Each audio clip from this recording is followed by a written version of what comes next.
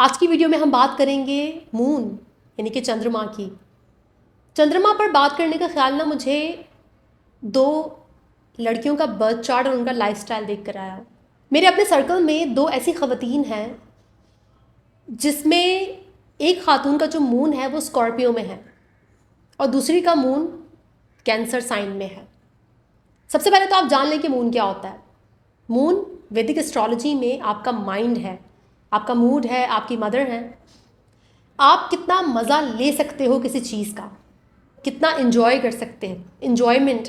अब जो मून है ना, ये बहुत इंपॉर्टेंट प्लैनेट है बर्थ चार्ट में। इसकी इंपॉर्टेंस का अंदाज़ा मुझे है क्योंकि मैं साइकोलॉजिस्ट हूँ। मेरा तो काम ही इमोशंस से और माइंड से है।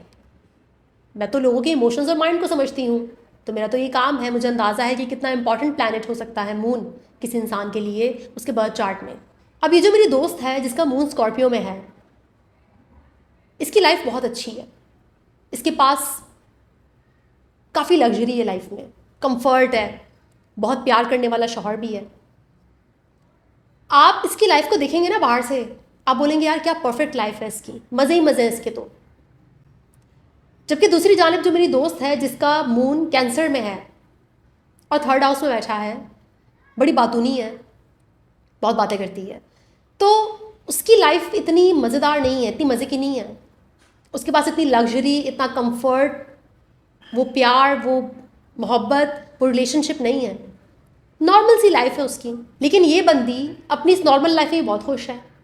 उसको जो मिलता है वो उसको इन्जॉय कर पाती है, उसका मज़ा ले पाती है। मैंने कहा ना, मून बताता है कि आप किसी भी चीज़ का कितना मज़ा ले सकते हो, कितना उसको इन्जॉय कर सकते हो। जबकि स्कॉर्पियो वाली जिसके पास ज़िंदगी की हर खुशी है, ये मज़ा ही नहीं ले पाती, इसको मज़ा ही नहीं आता।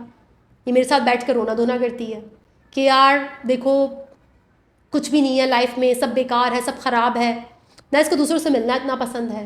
कि भाग रही है, कि चेज़ कर रही है, भागती रहती है, कभी क्या करेगी कभी क्या करेगी। इसको लगता है कि अगर मैं ये चीज़ हासिल कर लूँगी तो शायद मैं खुश हो जाऊँ, मैं वो हासिल कर लूँ तो शायद मैं खुश हो जाऊँ। यही वजह है कि जो कुछ इसके पास है ये इसको इन्जॉय ही नहीं कर पाती। आपने देखा होगा ना अपनी ज़िंदगी में, कुछ लोग ऐसे होते हैं जो छोटी सी चीज़ में भी खुशी ढूंढ लेते हैं, तो कुछ लोगों के पास इतना कुछ होता है लेकिन फिर भी डिप्रेशन में होते हैं। तो हम कह सकते हैं कि ये वो लोग हैं जिनका मून डिबिलिटेटेड है या मैलेफिक इन्फ्लुएंस में है, या जिनकी जो इमोशनल हेल्थ है वो अच्छी नहीं है। एज अ साइकोलॉजिस्ट अगर मैं बात करूं कि मून स्कॉर्पियो वाली जो मेरी दोस्त है, इसको ट्रॉमा रह चुका है बचपन में। इसकी जो मदर है उससे इसको काफ़ी ट्रॉमा मिला है। तो जो स्कॉर्पियो वाली मेरी दोस्त है, इससे मैंने कहा कि देखो यार, तुम ना सबसे पहले जो रेमेडी तुम्हें प्रैक्टिस करने की ज़रूरत है वो है ग्रैटिट्यूड। कि जो कुछ भी तुम्हारे पास है, चाहे तुम्हारे दिल में ग्रैटिट्यूड नहीं भी आ रहा, तुम्हें पहले फेक करना होगा थोड़ा सा, पहले थोड़ा नाटक नौटंकी करो। और जब भी तुम अपनी गाड़ी में बैठो या अपने शौहर के साथ बैठी हुई हो, या फिर तुम अपने घर में हो, या कोई भी चीज़ तुम खा रही हो, पहन रही हो, तुम जो भी कर रही हो अपनी लाइफ में, तो उससे पहले तुमने अल्लाह का शुक्र अदा करना है।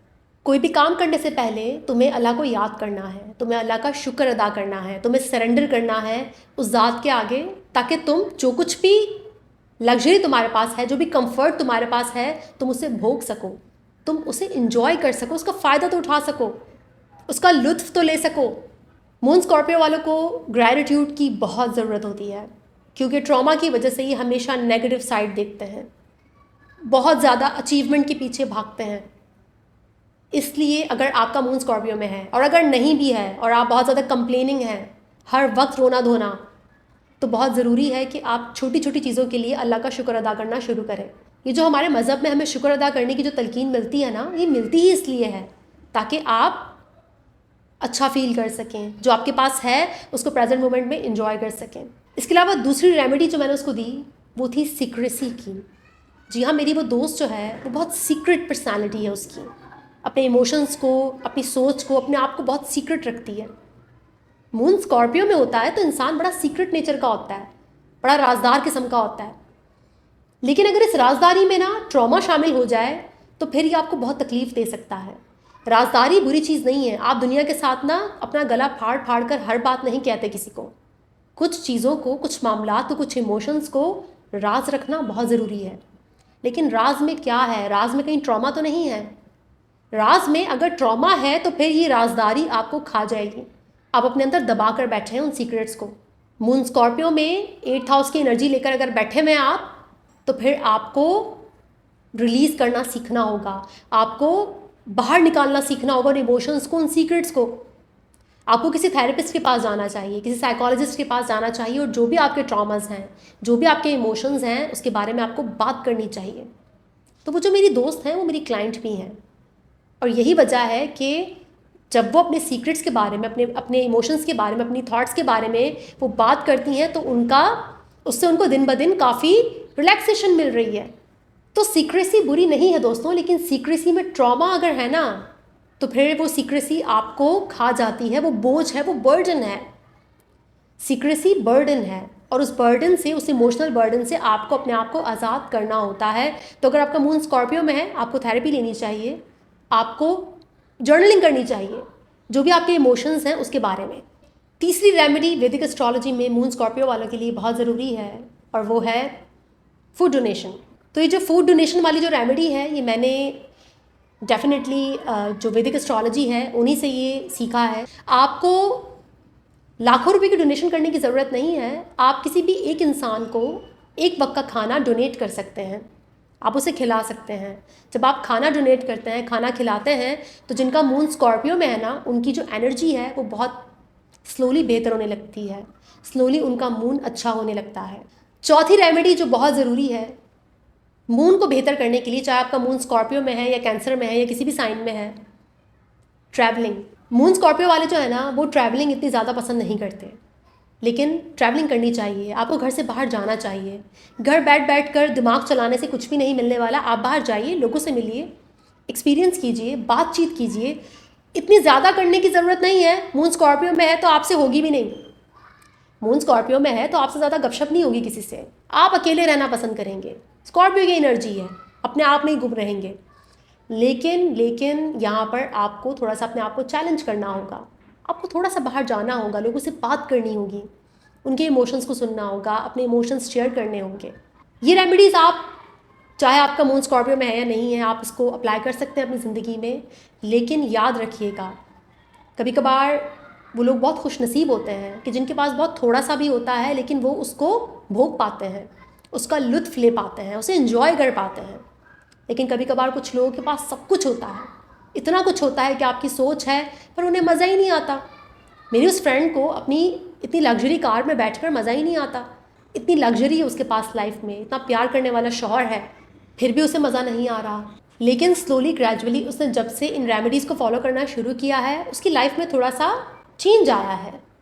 थेरेपी से, ट्रैवलिंग से, फूड डोनेशन से, ठीक है, अपने सीक्रेट्स को शेयर करने से, और जो भी उसके अंदर नेगेटिविटी है, जेलसी है, एनवे है, बहुत पॉजिटिव है वो। स्कॉर्पियो की एनर्जी है ना। स्कॉर्पियो साइन क्या है, 8th हाउस क्या है, ट्रांसफॉर्मेशन है, लस्ट है, सीक्रेसी है, सडन गेन चेंजेस हैं 8th हाउस में। 8th हाउस में ट्रॉमा भी है, 8th हाउस में आपकी लॉन्जिविटी भी है, आपके गेन्स भी हैं, आपकी इनहेरिटेंस भी है, काफ़ी कुछ आ जाता है 8th हाउस में। और स्कॉर्पियो साइन तो आप जानते हैं, ट्रांसफॉर्मेशन का साइन है, सीक्रेसी का साइन है, रिवेंज का साइन है, जी हाँ, बदला लेने का। पॉजिटिव होते हैं ऐसे लोग बहुत ज़्यादा, जिनकी स्कॉर्पियो वाली जो एनर्जी है वो बहुत डोमिनेंट होती है ना, ये बहुत पॉजिटिव होते हैं, डीपली मोहब्बत करने वाले, बहुत डीप जो है ना, वो जाकर पैशनेट किस्म का लव इनका आपको देखने को मिलेगा। लेकिन उतने ही ये जेलस भी होते हैं, एनवे भी करते हैं बहुत ज़्यादा। तो मैंने अपनी उस फ्रेंड को बोला कि वो अपनी जो नेगेटिव इमोशंस हैं उनको रिलीज़ करना सीखे और पॉजिटिविटी को अपनी लाइफ में लेकर आए, क्योंकि वो बहुत नेगेटिव है।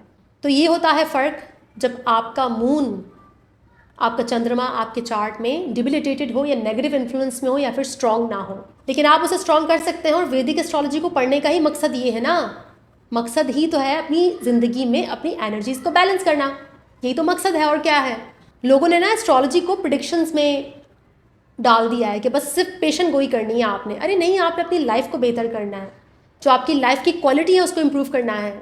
मेरी इस फ्रेंड के पास अल्लाह का दिया हुआ सब कुछ है, लेकिन उसे समझ नहीं है अपनी लाइफ की ना, जिसकी वजह से वो अपनी लाइफ की क्वालिटी को इम्प्रूव कर सके, अपने रिलेशनशिप्स को इम्प्रूव कर सके। किस्मत से आपको एक लेवल तक चीज़ें मिलती हैं। किस्मत से मेरी दोस्त को एक अच्छा शौहर मिला है, अच्छा ससुराल मिला है, अच्छी लाइफ मिली है, पैसा मिला है, सब कुछ मिला उसे। लेकिन किस्मत कब तक सस्टेन करेगी अगर वो खुद पर काम नहीं करेगी, अगर वो वाकई में अपनी लाइफ को समझेगी नहीं और वो इतनी पॉजिटिव, इतनी जेलस, इतनी नाखुश और कंप्लेनिंग रहेगी, तो थोड़ा सा हमें भी एफर्ट डालना पड़ता है ना अपनी लाइफ में। तो मेरी वो फ्रेंड एफर्ट डाल रही हैं, ऐसे ही आप भी देखिए कि आपकी ज़िंदगी के किस हिस्से में आपको एफर्ट डालने की ज़रूरत है, लेकिन आप एफर्ट डाल नहीं रहे। उधर एफर्ट करना बहुत ज़रूरी है। वीडियो को यहीं पर ख़त्म करते हैं। इंशाल्लाह नेक्स्ट वीडियो में मुलाकात होगी। तब तक के लिए अपना बहुत ख्याल रखिएगा। Thank you so much.